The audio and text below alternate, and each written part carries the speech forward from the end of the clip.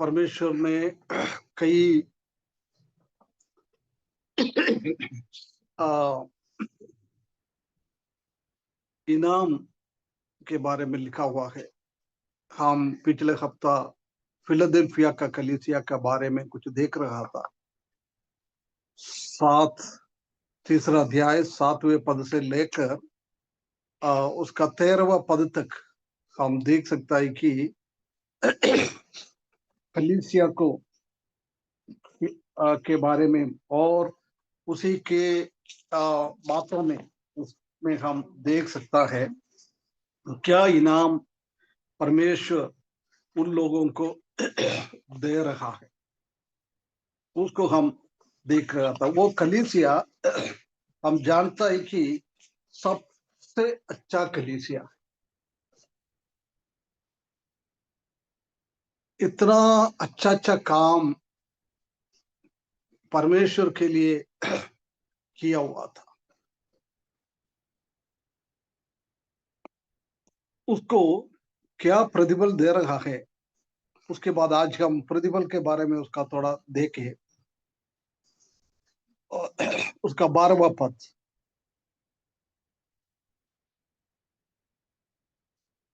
जो जय पाए उसमें अपने परमेश्वर के मंदिर में एक खंभा बनाऊंगा और वह फिर कभी बाहर ना निकलेगा। और मैं अपने परमेश्वर का नाम और अपने परमेश्वर के नगर अर्थात नए यरूशलेम का नाम जो मेरे परमेश्वर के पास से स्वर्ग पर से उतरने वाला है, और अपना नया नाम उस पर लिखूंगा। है ना, जय प्राप्त करने वाला वो। पिछले दिनों में हम वो कलीसिया का क्या क्या भलाई है, क्या क्या काम उन लोगों ने किया है, उसके बारे में हमने देखा है। वो काम में आगे बढ़ने वाला लोगों को इधर प्रभु यीशु मसीह कई इनाम के बारे में 12वें पद में लिखा हुआ है। पगला हम देख सकता है वो क्या लिख रहा है, उसमें अपने परमेश्वर के मंदिर में एक खंभा बनाऊंगा। परमेश्वर के मंदिर में एक खंभा बनाऊंगा। पगला इनाम है, खंभा बनाऊंगा। क्या होता है खंभा?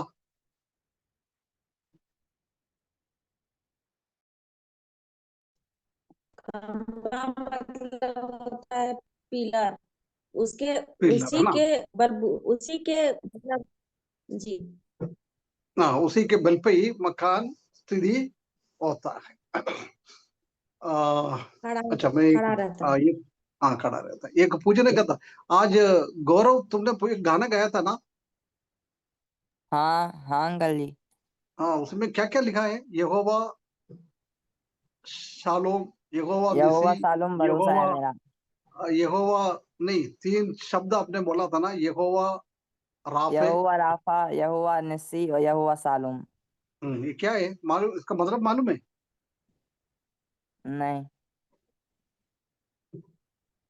किसी को मालूम है ये 3 शब्द का मतलब क्या है? यहोवा राफे, यहोवा निसी, यहोवा शालेम यहोवा यहोवा सालम चंगा करने वाला।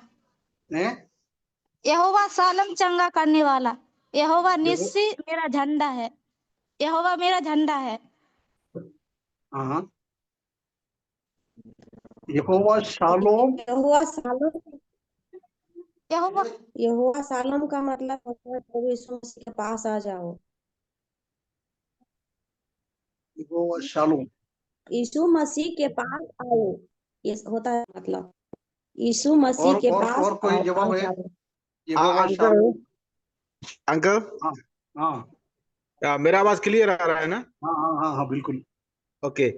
यहोवा सालोम का मतलब है शांति देने वाला। हाँ, और यहोवा शांति देने वाला है, यहोवा शालोम। गौरव अभी गाएगा तो ये याद करके गाना है, यहोवा शालोम। यहोवा और हमको क्या यहोवा अंकल राफा जी? है चंगा देने वाला। करने वाला। हाँ, और एक गीत है ना, यहोवा राफे। यहोवा ईरे मेरा तू दाता, तू हाँ मुझको काफी है। ये वाला गीत है ना ये। हाँ, वो यहाँ उसी में मतलब सब लिखा हुआ है। हाँ, यहोवा राफे मतलब चंगाई देने वाला, चंगाई देने वाला। है ना। यहोवा निसी मतलब यहोवा मेरा झंडा है, झंडा है। झंडा यस। मतलब हमारे ऊपर राज्य करने वाला, मेरा विजय, मेरा सब कुछ वही है ना, हमारा घमंड सब प्रभु में, है ना। कभी हम गाना गाएंगे तो ना उसी का थोड़ा समझ के अपन को गाना गाना है ना। एक क्या क्या प्रभु के बोले, 3 तो शब्द बोलिए ना भैया फिर से।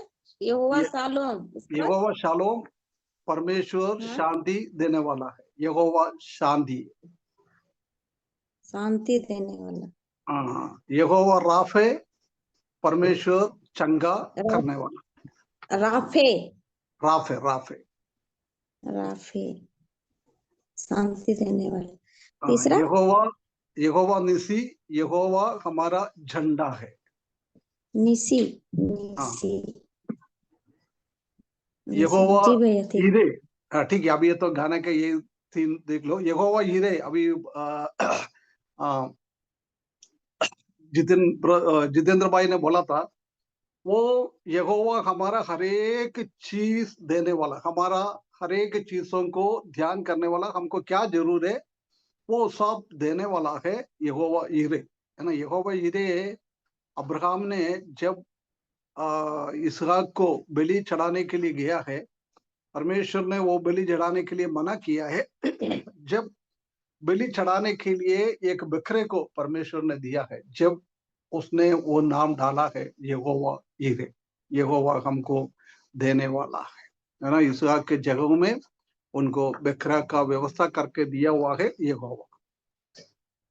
हाँ, जब मैं बोल रहा था, एक प्रभु का दास ने ऐसी बोला है, विश्वासी लोग, ठीक है मैं आपसे पूछता हूँ, विश्वासी लोग सबसे ज्यादा झूठ कब बोलता है?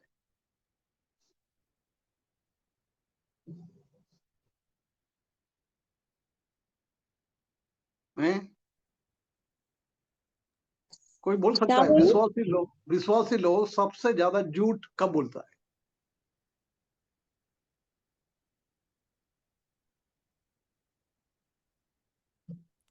कब बोलता है? है? हैं? नहीं पता है कब बोलता है। विश्वासी लोग सबसे ज्यादा झूठ बोलता है गाना गाने के टाइम, है ना। कैसे, कैसे भैया? क्यों? हमने दूसरा भाई लोग ने क्या लिखा है वो हमारे जीवन में अनुभव में तो है नहीं है, हम ऐसी गाते रहता है, बहुत बार हम हमारे जीवन के हिसाब से वो झूठ नहीं निकलता है। अभी भी देखो, ठीक है मैं गौरव को नीचे नहीं कर रहा है, वो गाना तो गा लिया परंतु उसको मतलब ही नहीं समझा, है ना। बहुत बार हम ऐसी गाता है बिना मतलब समझते हुए, किसी ने भी लिखे रखा हुआ गाना गाता रहता है ना। इसलिए एक प्रभु के मैंने नहीं बोला है, एक प्रभु के दास ने ऐसा बोला था, विश्वासी लोग सबसे ज्यादा झूठ बोलता है गाना गाने के टाइम, है ना। ऐसी नीले आसमान के पार जाएंगे सब हम गाते रहता है, कितना लोगों का है वो आशा, है ना। लेखन में वो लिखने वाला लिख के रखा है, उनका उनका आशा के हिसाब से लिखा है, परंतु हम गाने के टाइम वो ऐसी एक आशा है कि हमारे जीवन में ऐसी बहुत सारा चीज है हम गाते रहता है। ठीक है, वो मेरा टॉपिक नहीं है। हाँ, अभी हम इधर देख रहा था खंबा, खंबा का मतलब है पिलर। एक बिल्डिंग खंबे के ऊपर खड़ा होता है।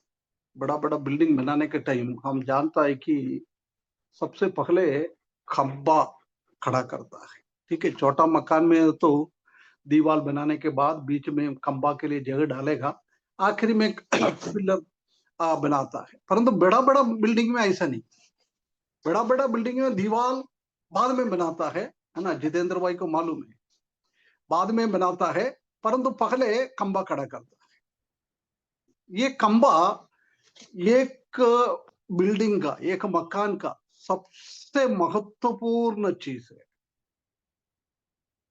बिना खंबा में हम मकान बनाएगा तो, यदि बिना खंबा के सिर्फ दीवार बना के हम मकान बना दिया, ऊपर सीमेंट कंक्रीट का छत भी डाल दिया, क्या हो जाएगा, कभी कोई हवा आएगा, तूफान आएगा, क्या करता है, वो बिल्डिंग नीचे गिर जाता है जल्दी। परंतु कौन सी मकान खंभे खड़ा करने के बाद उसी के ऊपर छत डाला है, वो जल्दी गिरेगा नहीं। छोटा मोटा हवा तूफान आएगा तो वो इतना जल्दी गिरेगा नहीं है, क्योंकि वो मजबूत है। इधर भी प्रभु यीशु मसीह बोल रहा है, वो भी बोल रहा है, मैं परमेश्वर का मंदिर में एक खंभा बनाऊंगा। जनरल एक बिल्डिंग में नहीं है, कोई भी एक बिल्डिंग में नहीं है, परमेश्वर का मंदिर में मैं खंभा बनाऊंगा। हम जानते हैं कि खंभा कहीं कभी हिलता है, नहीं हिलता ना। नहीं हिलता, हाँ, खंभा इधर उधर जाता भी नहीं है, मजबूत रहता है, मजबूत है। हम सोचता है मजबूत हमने रहता बिल्डिंग सब बना दिया है, अभी मेरे पीछे खंभा समझ लो, मैं सोचता है भैया ये खंभा को हटा के थोड़ा उधर कर दूं, कर सकता है? नहीं। है। नहीं। नहीं कर सकता ना। कभी यदि मैंने ऐसा कर दिया तो मेरा बिल्डिंग नीचे गिर जाएगा, है ना। वो खंभा कहाँ लगा हुआ है, हमेशा के लिए उधर ही है और कहीं नहीं जाएगा। मतलब जब प्रभु यीशु मसीह हमको लेने के लिए आएगा, जब हम स्वर्ग में पहुंचकर न्याय के सिंहासन के सामने खड़े होने के टाइम, ये फिलाडेल्फिया कलीसियाओं के जैसी हमारे जीवन बिताने वाला लोगों को परमेश्वर ने वो मंदिर में एक स्थिर स्थान दिएगा। वो कभी भी बदलता नहीं, हमेशा हमेशा 1000 साल भी, उसके बाद नया पृथ्वी बनेगा, नया पृथ्वी में भी सब दूर हम एक ही जगहों में रहेगा। ये परमेश्वर का बहुत बड़ा एक चीज हमारे जीवन में। हम जानते हैं कि खंभा खंभा बोलेगा तो हम कभी ऐसी बोलता है ना, अरे यार तुम तो इसी घर का खंभा है, नहीं तो तुम कलीसिया का खंभा है। कोई ऑफिस में काम करने वाला को कई लोग किसी लोगों को बोलता है, तुम तो इस ऑफिस का, ये कंपनी का खंभा है। उसका मतलब क्या होता है?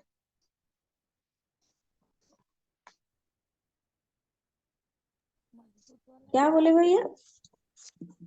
हाँ, हम कुछ लोगों के बारे में बोलता ना, अरे भैया तुम तो कलीसिया का खंभा है, ये तो तुम ये मक्का तुम्हारा घर का खंभा है। कई ऑफिस में कहीं हम काम करेंगे तो बोलता है, तुम इस कंपनी का, तुम इसी ऑफिस का खंभा है। हम ऐसे बोलता है, उसका मतलब क्या होता है? गार्जियन टाइप का, मतलब हैं?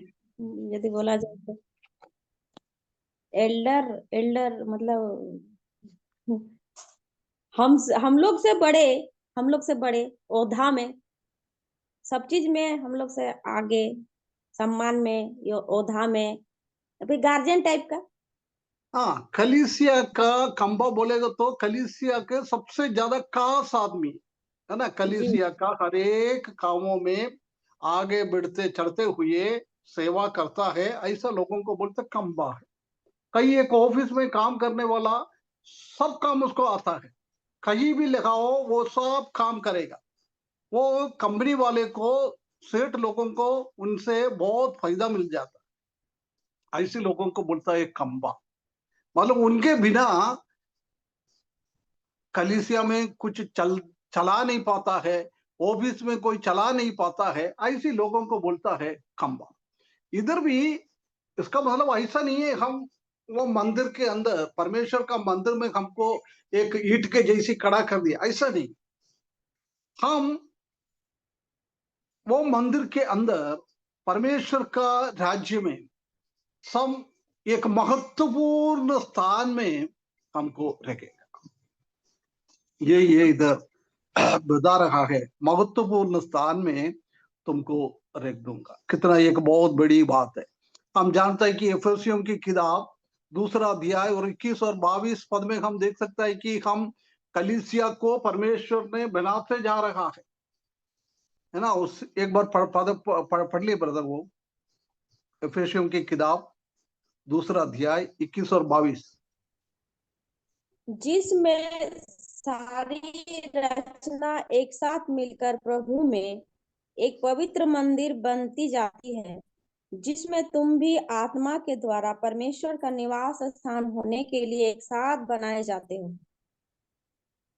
है ना, ये वो मंदिर, मतलब ईंट और सीमेंट से बना हुआ एक मंदिर के बारे में परमेश्वर इधर नहीं बोल रहा है, मनुष्यों के द्वारा, जीवित पत्रों के द्वारा, है ना। पत्रोस ने बोला है तुमको लोगों को जीवित पत्थर है, जीवित पत्थर होकर प्रभु यीशु मसीह का पत्थर पे हमको और आगे आगे कलीसिया को बनाता है ना। वो जीवित कलीसिया में, जीवित मंदिर में, आत्मिक मंदिर में परमेश्वर फिलाडेल्फिया का कलीसिया का जैसी काम करने वाला लोगों को वो परमेश्वर का मंदिर में बहुत बड़ा ये ऊंचा पोजीशन दिएगा। परमेश्वर सबसे ऊंचा, हर एक कामों के लिए वो व्यक्ति को परमेश्वर काम देता रहता है। ऐसी एक स्थिति में हमको बदल जाएंगे। मत्ती सुसमाचार 16 अध्याय का 18 में हम देख सकते हैं कि मैं ये कलीसिया को बनाऊंगा। परमेश्वर ने वो पत्थर से द्वारा वो कलीसिया को बनाते गया है। वो कलीसिया में हम एक पत्थर के एक खंबे के जैसी एक महत्वपूर्ण स्थान विश्वासी लोगों को दिएगा। हम गलेशियों की किताब 2 अध्याय उसका 9 पद और पढ़े।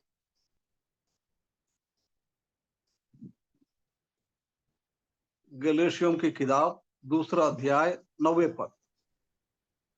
और जब उन्होंने उस अनुग्रह को जो मुझे मिला था जान लिया, तो याकूब और कैफा और यूहन्ना ने, जो कलीसिया के खंबे समझे जाते थे, हाँ मुझको बस, और बरनबास को दाहिना हाथ, है ना। इधर कलीसिया का खंबा किसको जब मानता था?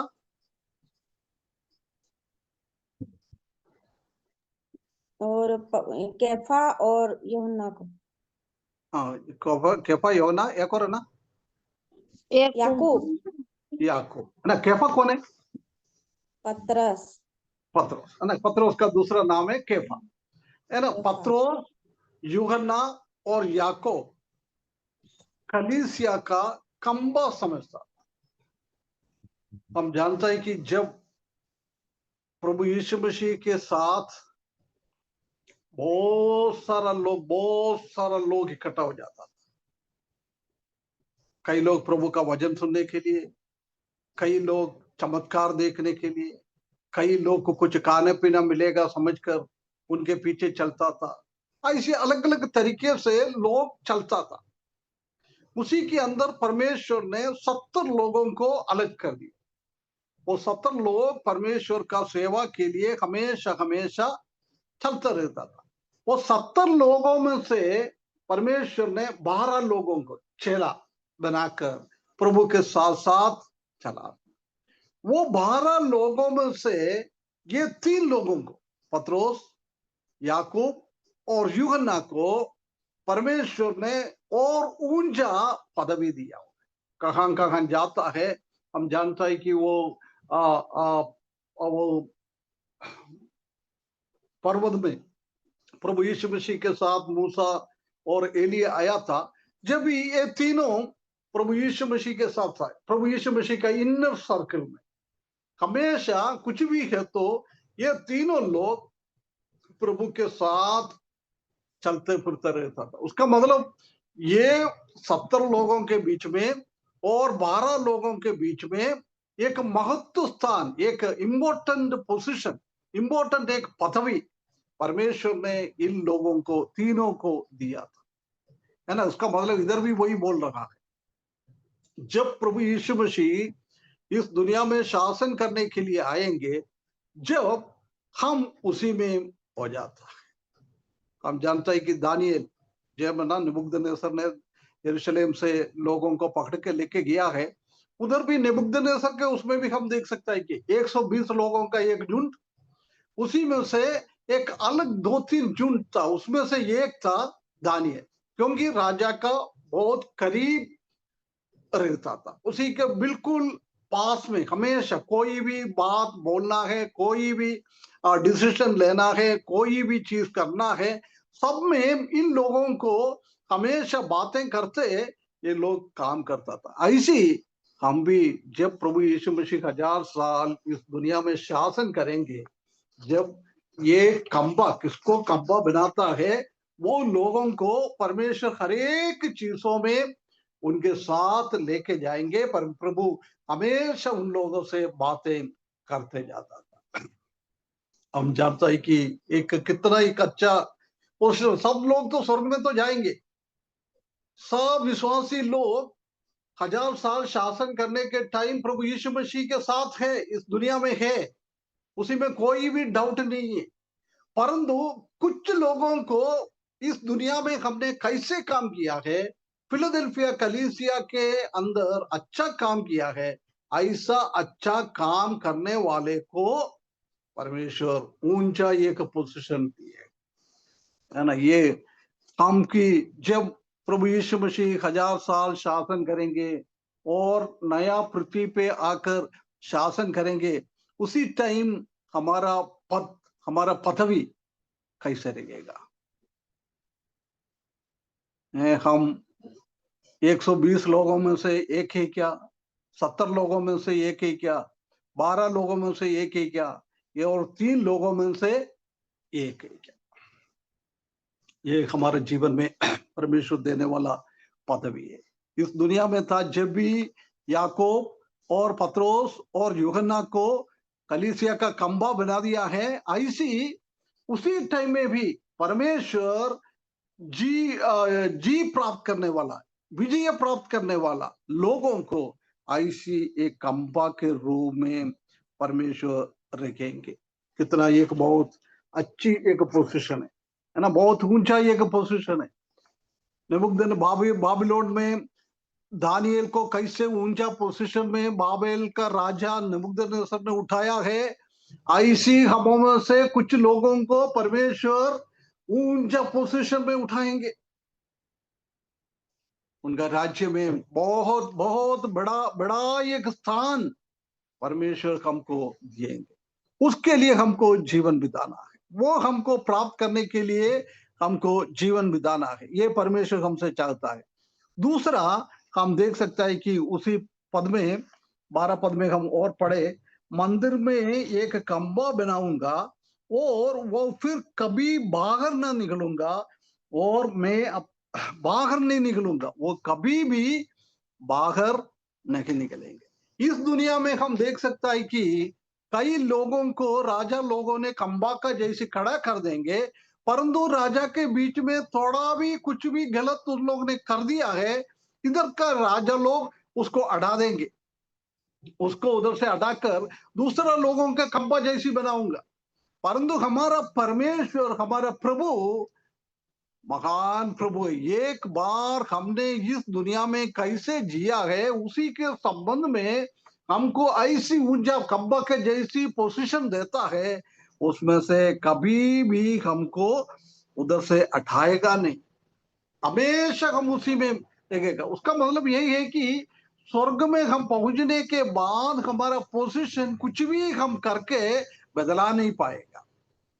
हमको कुछ बदलावट, हमारा प्रभु के साथ हमको पहुंचने के टाइम कुछ बदलावट, एक अच्छा पोजीशन हमको मिलना है, तो आज हमको कुछ करना है। बार बार मैंने इसलिए आप लोगों को जोर करता है, आज हमको कुछ करना है। आज हम कुछ नहीं करेंगे तो उधर जाके कोई बदलावट नहीं आएगा। 1000 साल भी प्रभु यीशु मसीह के साथ हम जिए, नया पृथ्वी में भी अनंत काल तक हम जिए, हमारे जीवन में कोई परिवर्तन नहीं आएगा। ये खंबा कैसे हमेशा के लिए एक ही जगह में खड़ा रहता है, क्या पोजीशन परमेश्वर ने हमको दिया है, वो पोजीशन में हमेशा हम वही पोजीशन में, कोई प्रमोशन भी नहीं मिलेगा, कोई डिमोशन भी नहीं मिलेगा, उसी पोजीशन से हम नीचे भी नहीं करेगा, उसी पोजीशन से हमको ऊपर भी नहीं करेगा। कहाँ है, उधर ही रहेगा, है ना। इसलिए सतर्क रखना है। हम कभी सोचता होगा भैया स्वर्ग में जाके हम कुछ करेंगे? प्रिय भाइयों बहनों, हमारा इनाम इस दुनिया में हम क्या करता है उसी के ऊपर डिपेंड है। प्रभु के साथ हम स्वर्ग में जाने के बाद और नया यरूशलेम में शासन करने के टाइम प्रभु के साथ हम वापस ये पृथ्वी पे आएगा और हजार साल शासन करेंगे। जब वो प्रभु के साथ होगा उसी से कोई लेना देना का नहीं है, कुछ भी प्रतिफल में कुछ लेना देना का तो आज हमको करना है। इसलिए बोल रहा है उधर से तुम इधर उधर नहीं होएगा और वो फिर कभी बाहर ना निकलेगा। देख, बाहर नहीं निकलेगा। परमेश्वर ने अपना इनर सर्किल के अंदर वो पत्रोस और याकूब और यूहन्ना को प्रभु यीशु मसीह ने खंबे के रूप में इनर सर्किल में रखा है, उनके खास जगह दिया है।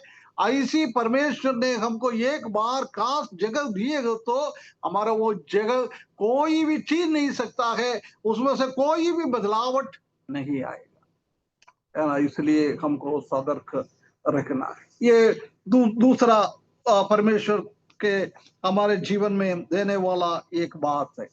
उसके बाद हम तीसरा इधर का प्रतिबल हम देख सकता है, और अपने परमेश्वर का नाम और अपने परमेश्वर के नगर अर्थात यरूशलेम के नाम जो मेरे परमेश्वर के पास से स्वर्ग से उतरने वाला है, और अपना नाम उस पर लिखाऊंगा।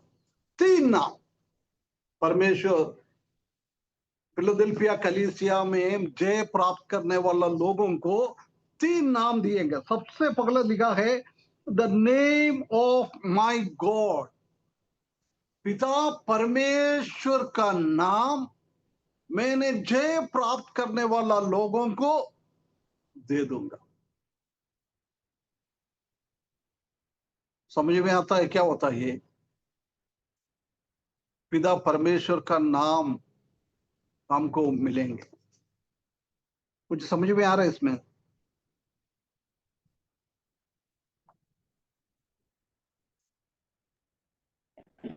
जी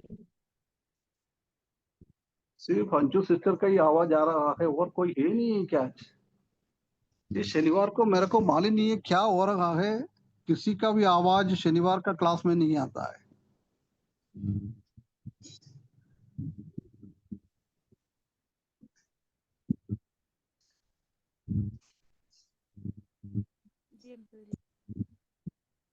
राजेंद्र भाई निकल गया, दीबू भाई निकल गया, हम भी है अंकल, हैं? हम भी है आदर्श। अच्छा हाँ, वही बना ना, अंजू सिस्टर की ही बात करा मैंने।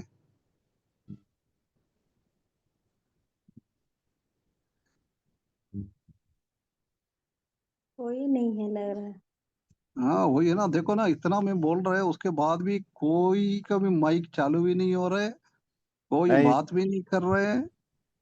जी अंकल। जी अंकल जी मैं ही हूँ। हैं?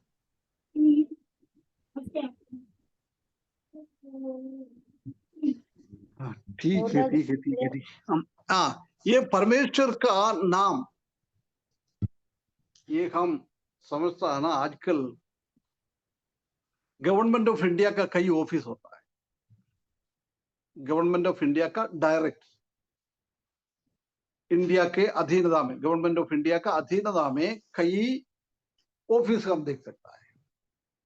गवर्नमेंट में साइन करने का अथॉरिटी वो प्रेसिडेंट का ही होता है।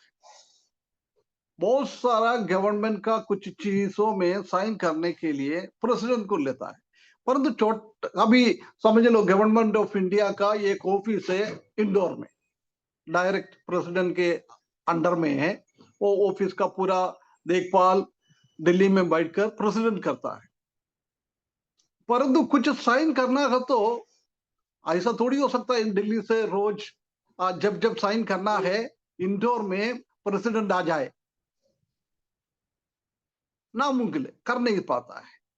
इसलिए क्या करता है, अभी इंदौर में एक ऑफिस है तो उधर सबसे ऊंचा पोजीशन में रहने वाला व्यक्ति को एक पावर देता है, on the behalf of president of India you can sign on this paper. India का राष्ट्रपति के जगह में किसी को भी, एक व्यक्ति को ऐसी पावर देता है उसी में साइन करने की। वो अपना नाम नहीं लिखता है। कौन साइन करना, अभी समझ लो मेरे लिए प्रेसिडेंट ने एक साइन करने के लिए एक अथॉरिटी दिया है। जब मेरा नाम उसी पेपर में कहीं भी नहीं आएगा, उसी में साइन करने के जगह में टिप इतना ही लिखता है, on behalf of president of India. President India का, भारत का राष्ट्रपति के जगह में ये व्यक्ति साइन कर रहा है ना। परमेश्वर का नाम देना मतलब वही। हम 1000 साल शासन करने के टाइम और अनंत काल में हम प्रभु के साथ शासन करने के टाइम परमेश्वर हमको, किसको, फिलाडेल्फिया कलीसिया में उनका जीवन के हिसाब से जय प्राप्त करते हुए जीवन बिताने वाला लोगों में से कुछ लोगों को परमेश्वर ने पावर देता है, बेटा तुम मेरा जगह में इसी में साइन कर सकता है। ऐसी एक पावर, कितना एक बहुत बड़ा एक पावर है। पहला मंदिर का, स्वर्ग राज्य का हमको खंबा जैसी बहुत ऊंचा पोजीशन में परमेश्वर ने हमको बना दिया है। उसके बाद वो खंबा, वो स्थान कभी भी हिलता नहीं है, कभी भी इधर उधर नहीं जाएगा, हमेशा हमेशा ऐसी की ऐसी स्थिति में रहेगा। तीसरा हमने अभी देख रहा था, पहला परमेश्वर का नाम अम्बासडर है ना, राजदूत। अमेरिका का राजदूत इंडिया में रहता है। कोई अमेरिकन प्रेसिडेंट का जगह में साइन करने का तो वो राजदूत को पावर देता है। राजदूत, तुम इंडिया में कोई कुछ लो नहीं तो कुछ उनसे कुछ कांटेक्ट करना है। जब ट्रंप इधर नहीं आ सकता है, ट्रंप ने बोलता है इंडिया में कौन है अमेरिका का राजदूत, वो उसी में साइन करता है। हमारा इंडिया का राजदूत अलग अलग देश में है। जब हमारा प्रेसिडेंट ने उनको भी अधिकार दिया हुआ है इंडिया का सरकार के जगह में, उधर का वो राजदूत, अम्बासडर, वो काम कर सकता है।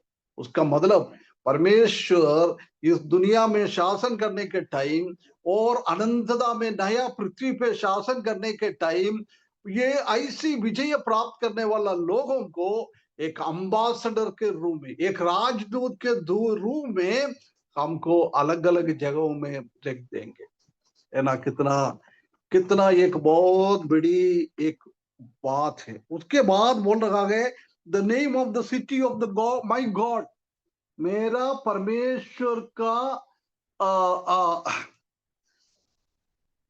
क्या लिखा है, मेरे परमेश्वर के पास से स्वर्ग से उतरने वाला वो परमेश्वर का नगर का नाम हमको देता है। और अपने परमेश्वर का नगर अर्थात नया यरूशलेम का नाम।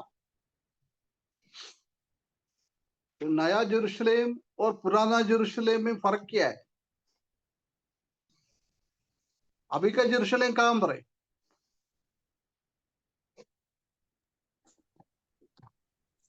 अभी का यरूशलेम तो वो यरूशलेम में ही है। कौन सी जगह में? इजराइल, यरूशलेम। इसराइल में, है ना। इसराइल में आज का यरूशलेम। पुराना राजा लोग शासन करने के टाइम यरूशलेम था उनका राजधानी। प्रभु यीशु मसीह को भी बोला है, दाऊद का सिंहासन में आकर 1000 साल शासन करने के लिए प्रभु यीशु मसीह यरूशलेम में आएंगे। उसके बाद ये पुराना यरूशलेम, उसके बाद नया यरूशलेम, ये कहां का है? नया यरूशलेम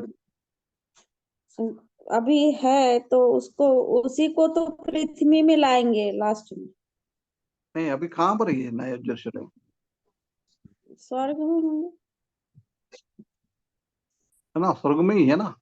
इधर भी लिखा है ना, बहुत क्लियरली लिखा है। क्या लिखा है? अर्थात नया यरूशलेम के नाम जो मेरे परमेश्वर के पास से स्वर्ग पर से उतरने वाला है। जी ये नया यरूशलेम बनाने के लिए प्रभु 2000 साल पहले गया हुआ है ना। यूहन्ना 14 अध्याय दूसरा और तीसरा पद में लिखा है, मैं कहाँ जा रहे, तुम्हारे लिए जगह तैयार करने के लिए जा रहा। ये यरूशलेम इतना खूबसूरत है, इतना खूबसूरत है। आजकल हम मालूम है ताजमहल कितना कई सालों के पहले भी बनाया, परंतु आज भी ताजमहल मतलब ताजमहल ही होता है। पूरा दुनिया का चमत्कार में से 7 चमत्कार में से एक चमत्कार है ताजमहल। अजूबा। हाँ, वो छोटा सा एक जगह में है, परंतु ठीक है, बाद में अपन सीखेंगे ये सेकंड कमिंग में जब डिटेल्स में देखेंगे।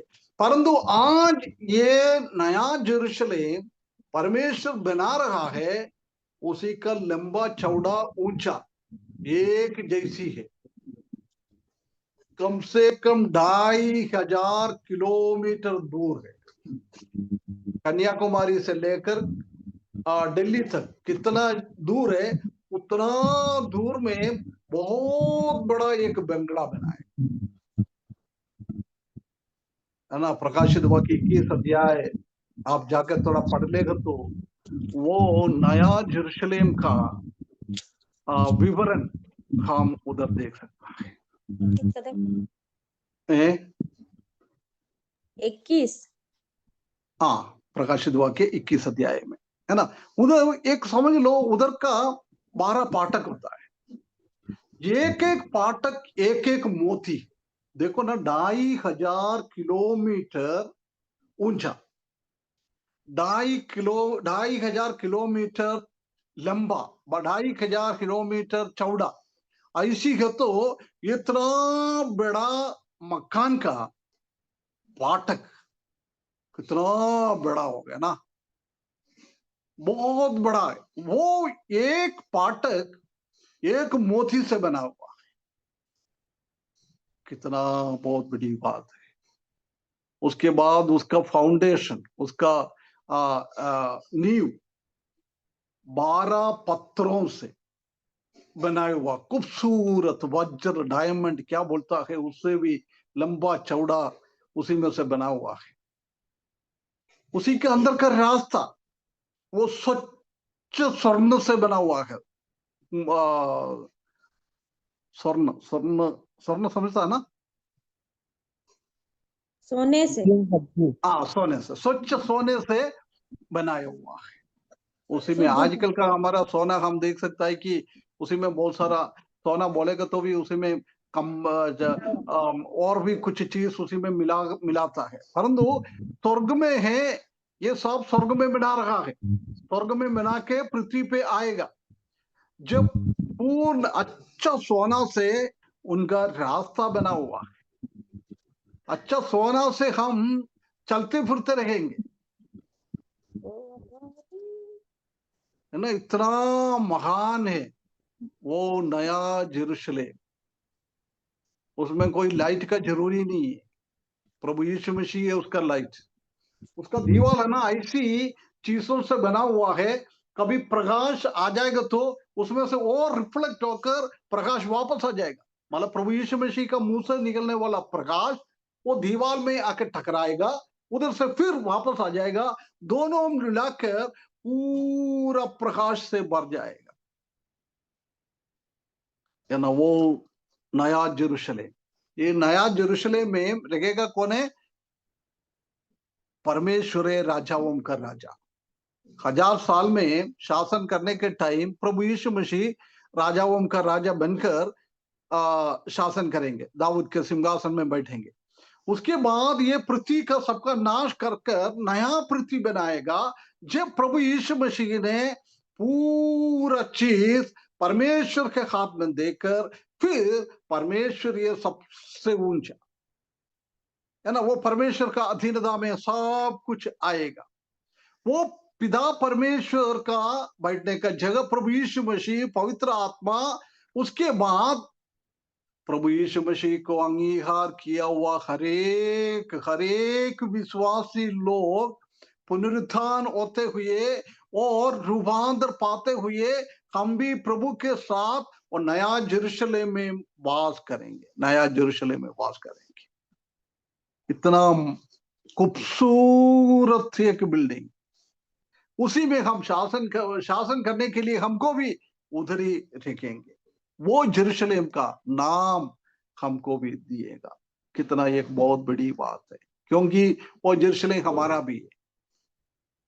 हर एक मसीही लोग वो यरूशलेम में रहेंगे, वो यरूशलेम का नाम हमको दिएगा।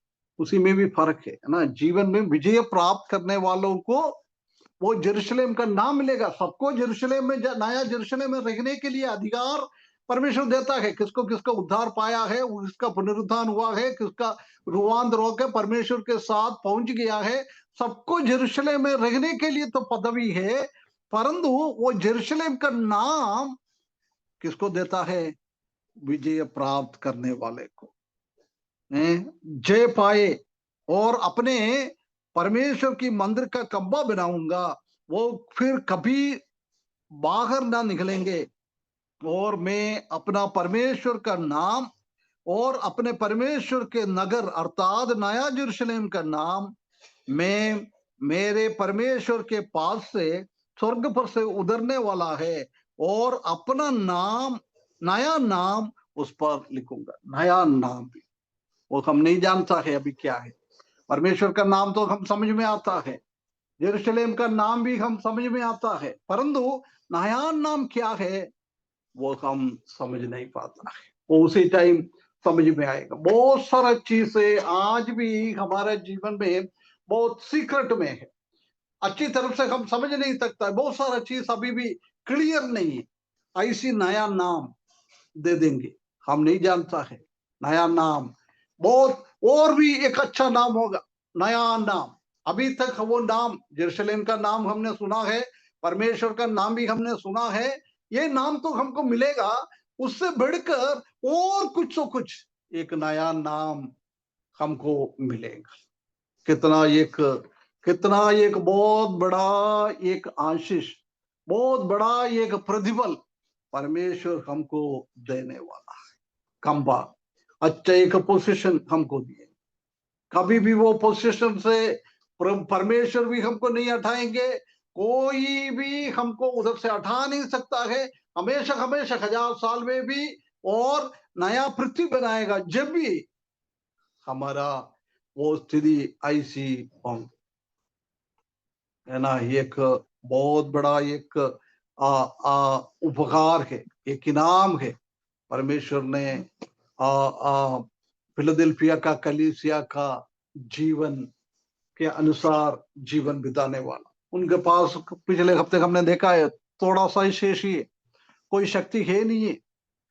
कितना परमेश्वर ने उनको शक्ति दिया है, उसी शक्ति से पूरा दुनिया में बहुत बड़ा बड़ा काम करने वाला लोग थे। फिलाडेल्फिया का कलीसिया का 18वें शताब्दी से लेकर 19 शताब्दी का आधा भाग तक कितना कलीसिया का लोग, हम जानता है कि पूरा दुनिया में सुसमाचार, परमेश्वर के वचन के हिसाब से सुसमाचार, परमेश्वर के वचन के हिसाब से उद्धार पाना, परमेश्वर के वचन के हिसाब से बपतिस्म लेना, परमेश्वर के वचन के हिसाब से आराधना करना, उसी में पलट कर आने वाला एक बहुत बड़ा ग्रुप था ये फिलाडेल्फिया कलीसिया। इसलिए हम भी परमेश्वर हमको सहायता करे, ये फिलाडेल्फिया कलीसिया की जैसी हमारा भी जीवन बिताते हुए जब प्रभु यीशु मसीह इस दुनिया में आएंगे, प्रभु यीशु मसीह के साथ हम जाएंगे, जब परमेश्वर ऐसी एक इनाम हमारे जीवन में मिलने के लिए, एक प्रतिफल हमारे जीवन में मिलने के लिए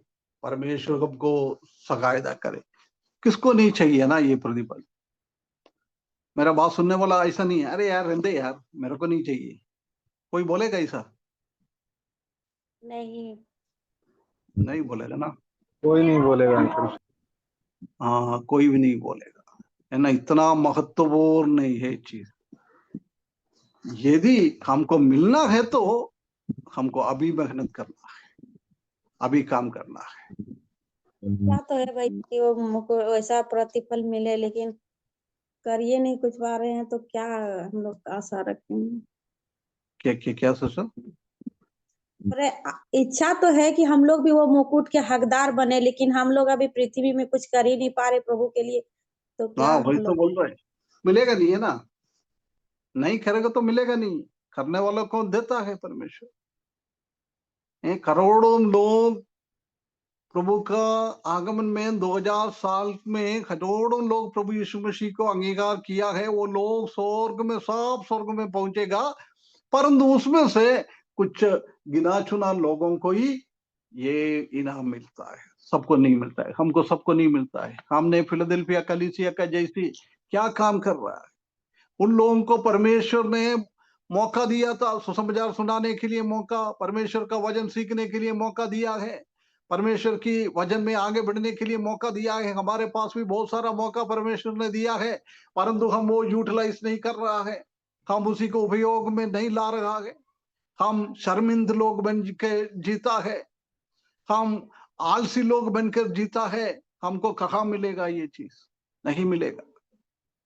यदि हम आलसी छोड़कर, शर्मिंदा को छोड़कर हम प्रभु के लिए सेवा हम करते जाए, फिलाडेल्फिया का कलीसिया का जैसी शक्तिहीन लोग है, पिछले हफ्ते हमने देखा उनके पास इतना शक्ति है नहीं था, उसके बावजूद भी इतना बड़ा काम, पगला शताब्दी से लेकर 18वें शताब्दी तक कोई भी इतना काम नहीं कर पाया।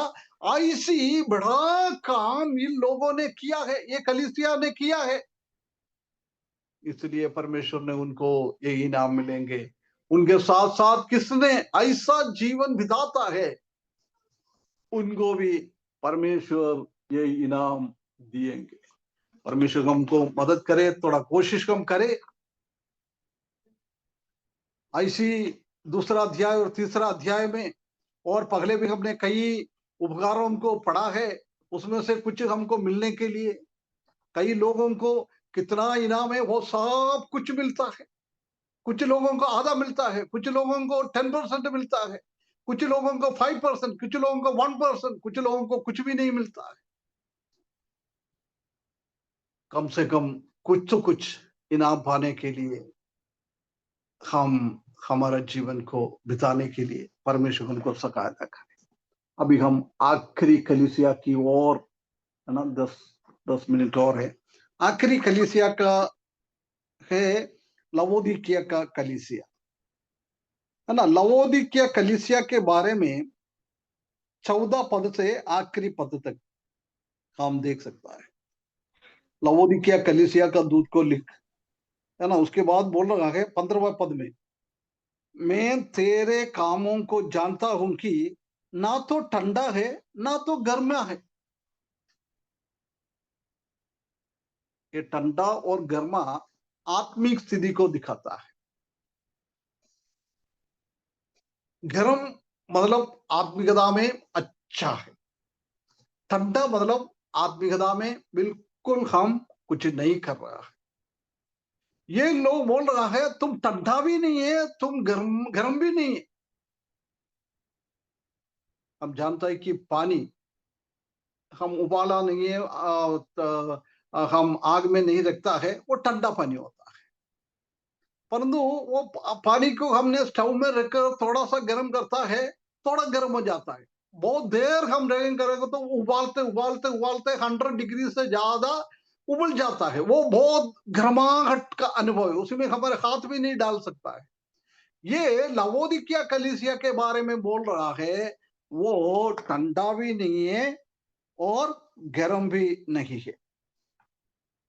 सो इसलिए कि तू गुनगुना है, गुनगुना पानी है।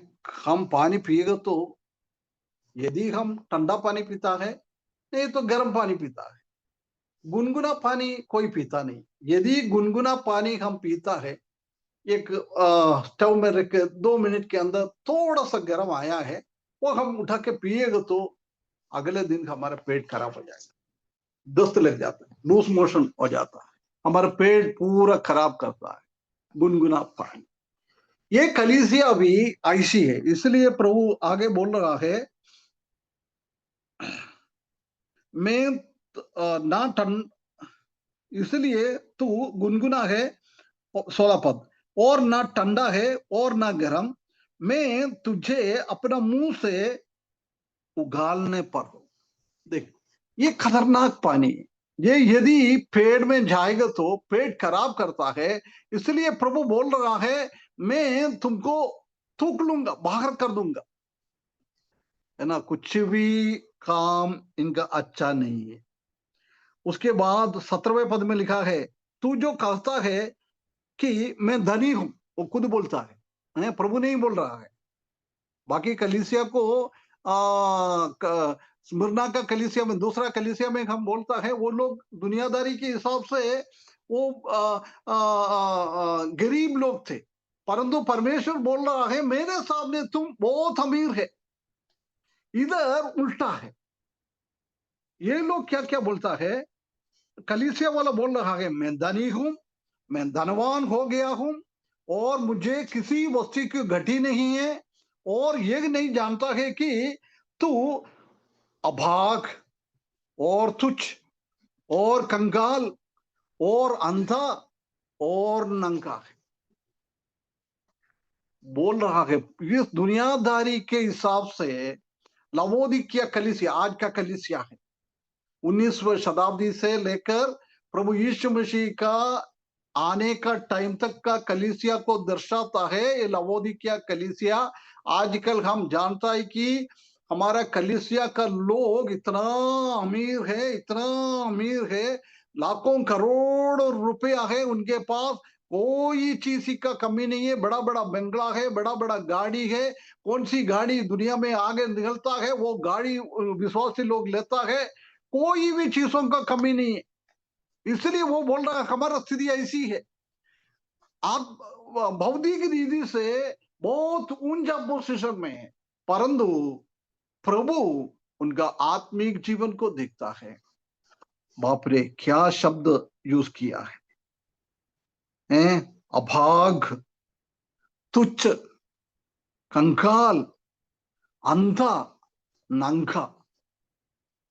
मनुष्य की आंखों के सामने कलीसिया के पास सब कुछ है, सब कुछ है, परंतु जब प्रभु यीशु मसीह ने आज का कलीसिया का देखेगा तो ये लवोदिकिया कलीसिया में क्या शब्द यूज कर रहा है, उससे भी बढ़कर शब्द यूज करेगा।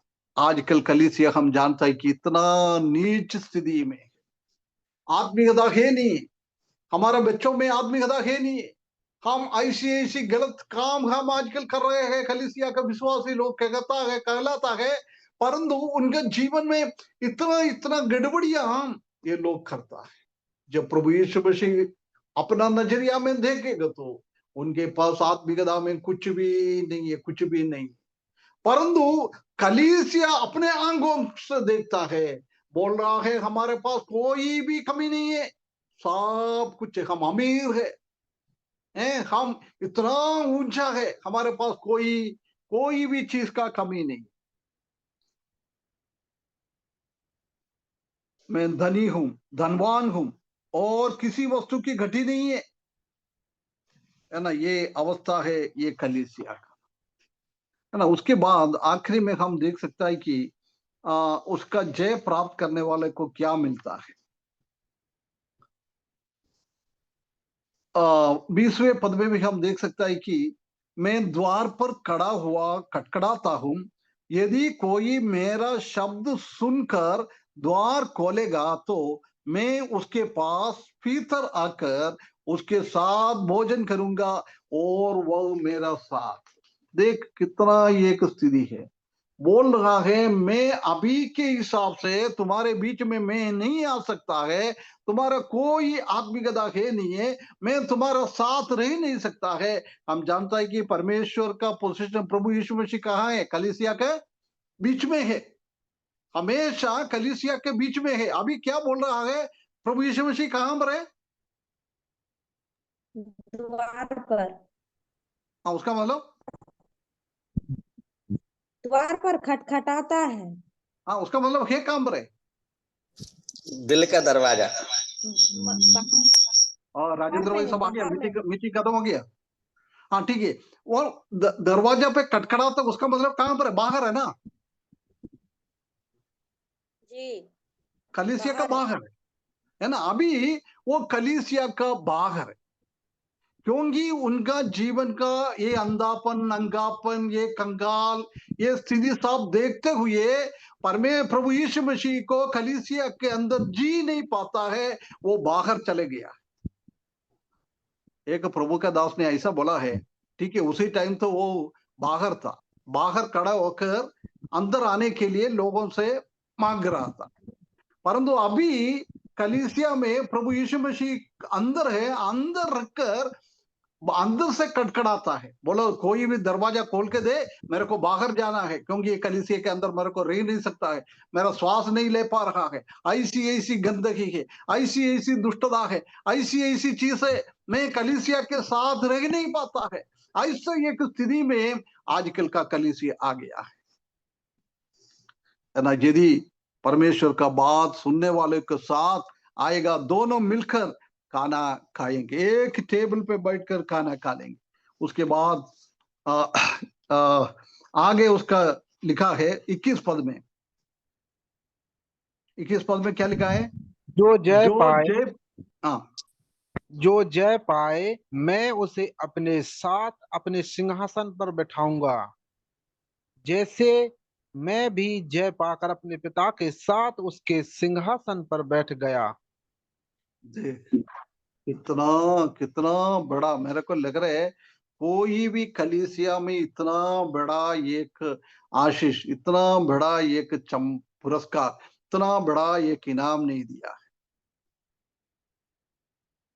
लवोदिकिया का कलीसिया को बोल रहा है, तुम्हारा हालत ऐसी बहुत बहुत गंभीर स्थिति में है, मैं तुम्हारे साथ रह नहीं सकता है, हम दोनों एक साथ रह नहीं सकता है, यदि उसके बीच में से कुछ लोग, अभी सरदीस का कलीसिया में हमने पढ़ा था, सब लोग दुष्ट करने वाला लोग थे, उनका कपड़ा पूरा मेल लगा दिया था, खराब कर दिया था, परंतु उसके बीच में कुछ लोग ऐसी था, उनका कपड़े को साफ सुथरा रखने वाला लोग, अपना जीवन को साफ सुथरा रखने वाला लोग। ऐसी लवोदिकिया कलीसिया में भी अधिकतर लोग 99% उनका जीवन बिल्कुल खराब है, परंतु उसी के बीच में कुछ लोग हैं, वो लवोदिकिया कलीसिया के अंदर का गंदगी को उनके जीवन में है नहीं है, वो आत्मिकता में रह रहा है, परमेश्वर के साथ ही वो रह रहा है, परमेश्वर का वचन के हिसाब से ही वो जी रहा है, उनका जीवन में आत्मिकता में एक जय प्राप्त किया है। ऐसा लोगों को बोल रहा है, क्या है? मैं तुमको मेरा सिंहासन में बिठाऊंगा, अपने साथ अपने सिंहासन पर बिठाऊंगा। देख कितना बड़ा एक उपकार है। प्रिय भाइयों बहनों, आज हम लवोदिकिया कलीसिया का पीरियड में है, हम ये लवोदिकिया कलीसिया का गंदगी को हमारे जीवन में हम अडोप्ट ना करते हुए, अपने आप ना लेते हुए, उसके विरुद्ध हम खड़ा होकर आत्मिकता में जिसने लोग आत्मिकता के लिए जीवन बिता रहा है, उनको परमेश्वर बोल रहा है, ऐसी जीवन बिता के आत्मिकता में आगे बढ़ने वाला लोगों को, ये लवोदिकिया कलीसिया का गलतियों के ऊपर जय पाने वाला लोगों को मैं मेरा सिंहासन में बिठाऊंगा। वो भी क्या बोल रहा है? जैसा मैं भी जय पाकर अपने पिता के साथ उसके सिंहासन पर बैठ गया। जब प्रभु यीशु मसीह को इस दुनिया में भेजा है, लोगों का उद्धार का पूरा काम करने के बाद विजय श्रीलालित होकर, पुनरुत्थित होकर, स्वर्गारोहण होकर स्वर्ग में पहुंच गया है। जब परमेश्वर का विजय श्रीलालित अवस्था को देखकर पिता परमेश्वर ने अपना सिंहासन में बिठा दिया है, ऐसा जिस लोगों ने आज इस दुनिया में रहते हुए लवोदिकिया का अनुभव अपना जीवन में ना लाते हुए, पवित्रता के साथ, परमेश्वर के साथ आत्मिकता में ना कंगाल बनकर, ना नंगा बनकर, ना क्या क्या उसी में लिखा था, ना तुच्छ 17वें बनकर, हाँ 17वें पद में ना, हाँ ना तो आखिरी लाइन में। अभागा और तुच्छ, कंगाल हाँ और अंधा और नंगा। हाँ, है ना, ये अनुभव हमारे जीवन में नहीं होना चाहिए। 99% आत्मिक दीदी में अभंग है, और वो कंगाल है, और अंधा है, और नंगा है आत्मिक जीवन में। जब जिसने जय प्राप्त करता है, वो आत्मिक जीवन में अभाग नहीं रहेगा, और कंगाल नहीं रहेगा, अंधा नहीं रहेगा, नंगा नहीं रहेगा। ऐसा लोगों को परमेश्वर ने, प्रभु यीशु मसीह ने कहा पिता बैठ जाता है। उधर अभी प्रभु यीशु मसीह बैठा हुआ है। जब न्याय के सिंहासन के सामने हमारा कामों को परख कर देखने के बाद, ये लवोदिकिया कलीसिया में किसने उसी में ना गिरा है, आत्मिकता में आगे बढ़ते गया है, ऐसा लोगों का नाम लेकर बोलेगा बेटा आइए, आ जाओ, मेरे सिंहासन में बैठ जाओ। कितना कितना बड़ा ये उपकार है। करोड़ों लोगों के बीच में परमेश्वर ने किसी किसी को नाम पुकार कर बोल रहा है बेटा बेटी मेरे पास आ जाओ, स्वर्ग में मेरा सिंहासन में मैं कहाँ बैठ जाता हूँ, उधर ही आप बैठ जाओ। ओ, इससे बढ़कर क्या प्रतिफल। परमेश्वर हमको सकायदा करे। लवोदिकिया गलतियों से, लवोदिकिया का आत्मिक स्थिति हमने देखा है। वो बोल रहा है हम आत्मिकता में बहुत आगे हैं, हमारे कलीसिया में वो काम चल रहा है, ये काम चल रहा है, आदमी काम चल रहा है, सब कुछ चल रहा है, परंतु प्रभु के नजरिया में कुछ भी नहीं है, कुछ भी नहीं। अभाग है, कंकाल है, अंधा है, नंगा है। हमारा भी स्थिति वही है। परमेश्वर हमको सकायदा करे, वो स्थिति में एक बदलावट हमारे जीवन में लाए। ये गुनगुना अवस्था से हमको एक बदलावट, एक गर्माहट का अनुभव में, आत्मिकता में एक गर्माहट के अनुभव हमारे जीवन में लाने के लिए, उसी के द्वारा ये प्रतिफल पाने के लिए परमेश्वर हमको सकायदा करे। पिछले कई हफ्तों से हम न्याय का सिंहासन प्रभु यीशु मसीह रखने वाला है विश्वासियों के लिए, सिर्फ विश्वासियों के लिए। हमारा जीवन कैसा है वो परखने के टाइम हमारा जीवन कैसा होगा। बहुत सारा इनाम हमारे लिए स्वर्ग में है। हमारे में से कौन कौन ये इनाम को पाएंगे? अभी हम वो लायक में नहीं है। हमारे जीवन में एक बदलावट लाए, एक आत्मिक बदलावट हम लाए। सातों कलीसिया में क्या क्या गलती है, वो गलती हम ना करते हुए, वो गलतियों के ऊपर एक विजय प्राप्त करते हुए, इसलिए बार बार बोल रहे, जो जय पाएगा उसको मिलेगा, जो जय पाएगा। एफेसोस में भी, स्मुरना में भी, परगमुस में भी, थियतैरा में भी, सरदीस में भी, फिलाडेल्फिया में भी, लवोदिकिया में भी, सातों कलीसिया में आखिरी बोल रहा है जो जय प्राप्त करेंगे उनको ये इनाम मिलेगा, उनको ये प्रतिफल मिलेगा, उनको ये पुरस्कार मिलेगा। अपने आप को एक बार हम फर्क कर दे के हम जय प्राप्त किया हुआ लोग है क्या? अभी भी हम जय प्राप्त कर रहे हैं क्या? अभी तक हमने आत्मिक जीवन में जय प्राप्त नहीं किएगा तो हम नहीं जानता है कि प्रभु कब आएगा। कम से कम आने वाला दिनों में हम ये कलीसिया का गिरावट से बचकर हम प्रभु के साथ विजय प्राप्त होते हुए जीवन बिताकर जब प्रभु यीशु मसीह के न्याय के सिंहासन में हम खड़े हो जाएंगे, हम लज्जित ना हो जाए। ये प्रतिफल हमारे जीवन में भी मिलने के लिए हम खुशी के साथ हमेशा हमेशा प्रभु के साथ रहने के लिए, अच्छा अच्छा ऊंचा पदवी हमारे जीवन में मिलने के लिए, खंबा का अनुभव हमारे जीवन में मिलने के लिए, परमेश्वर का नाम हमको मिलने के लिए बहुत सारा ऐसी इनाम, मुकुट, ये सब शासन करने का पदवी, हमको भी राजाओं के जैसी अलग अलग देशों में प्रभु हमको भी भेजने के लिए, इसलिए हम ये बातें सीखा है हमारे जीवन में एक परिवर्तन लाने के लिए। प्रभु हमको सहायता करे, उसके बड़े नाम की महिमा हो।